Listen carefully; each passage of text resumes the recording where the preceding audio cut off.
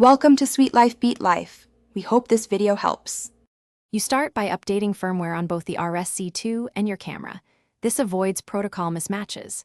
Next, mount the camera on the quick release plate using the correct screw size. Mismatch causes wobble. Once attached, clamp the plate into the gimbal and tighten. Make sure the camera is roughly level front to back. You do this now so balance steps are meaningful. If the mount isn't secure, you'll lose calibration later, so double-check tightness before moving on.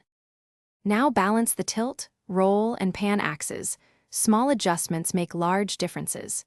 You move the camera until each axis stays level when you let go, then lock the axis clamps. Once balanced, connect the appropriate camera control cable to the gimbal and camera, HDMI or dedicated control cable depending on model, and route it cleanly. Then enable camera control in the RSC2 settings or the app so the gimbal can trigger record and adjust exposure. This is why correct cable selection matters.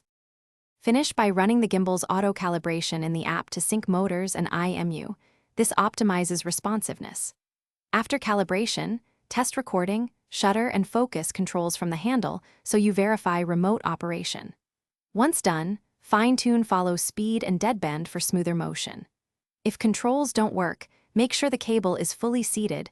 Camera USB/HDMI ports are enabled for external control.